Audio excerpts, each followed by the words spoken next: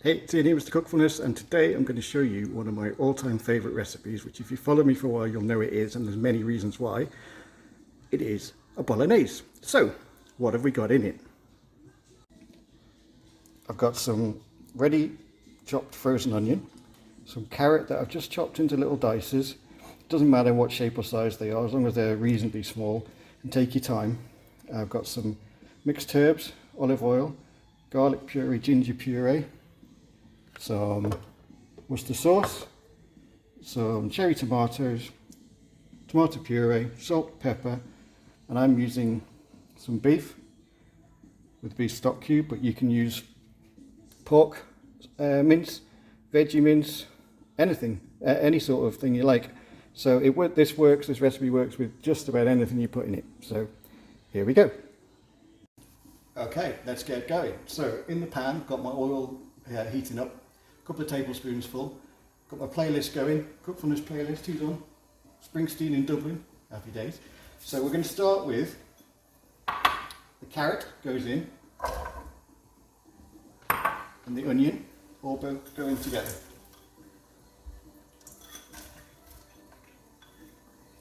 And then we're going to let them cook away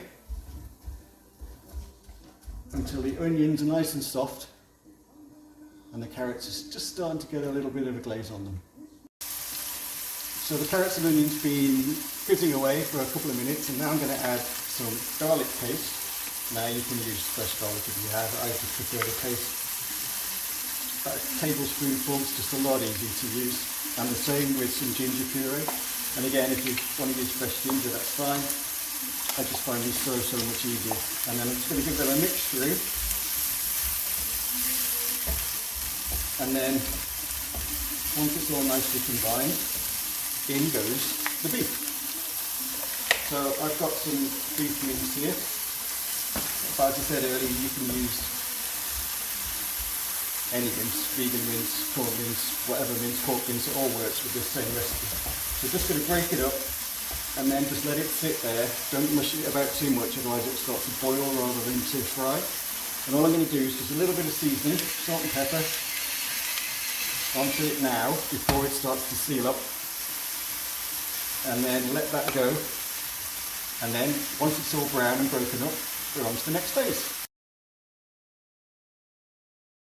Okay, so the beef's been in now and it's all nice and brown, all broken up. You don't want to cook it, ridiculously long.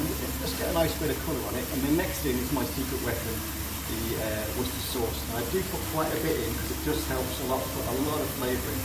Maybe a tablespoon and a half goes in, but it's just wonderful stuff. And then just going to give it a good mix up. And you just smell, it's just amazing the smell you get already just from that Worcester sauce. It gives you that real sort of bite that you get, it's wonderful. Okay, next up, tomato puree. So we're just going to put in a good couple of squeezes.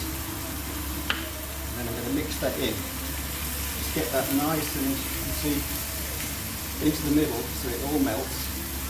And then just let it cook around for a little bit. If you have it straight away, it gets a little bit tinny, so you just need to let that cook for a little bit.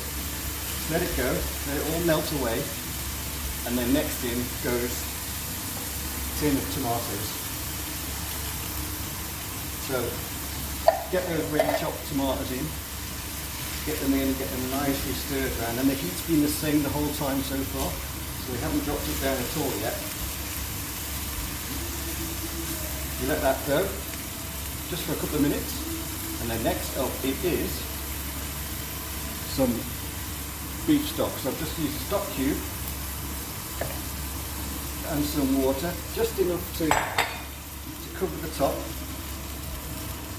And then last but by no means least, some mixed herbs. Now I use mixed herbs because they're just great to use, they're nice and easy, and you've got all the flavours you want in there. And don't be shy, get it in, because dried herbs need a little bit of liquid to get them going. So get them in there, stir.